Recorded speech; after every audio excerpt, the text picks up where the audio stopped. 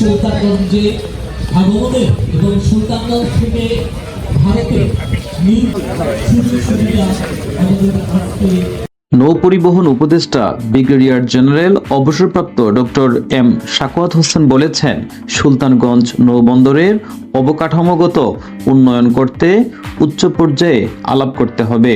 এটা আমি পজিটিভলি দেখব।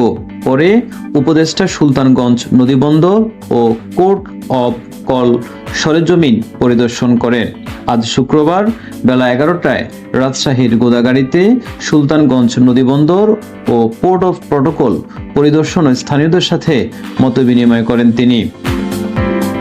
এ সময় তিনি বলেন, নৌবন্দরের কার্যক্রম শুরু করার জন্য এনবিআর এর অনুমোদন সহ অবকাঠামো উন্নয়ন ও রাস্তাঘাট প্রয়োজন।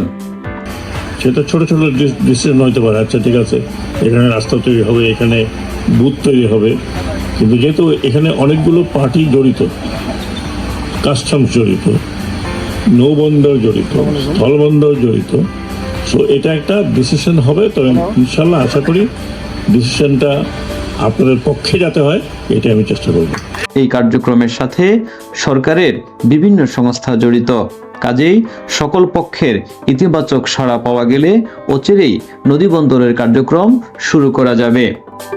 অনুষ্ঠানে আরও বক্তব্য রাখেন বাংলাদেশ অভ্যন্তরীণ নৌ পরিবহন কর্তৃপক্ষ BIWT এর chairman Arif Ahmed Mostafa, Rajshahi chamber of commerce and ইন্ডাস্ট্রির সভাপতি মাসুদুর রহমান রিঙ্কু ও Chapainawabganj chamber of commerce and ইন্ডাস্ট্রির সভাপতি আব্দুল ওয়াহেদ।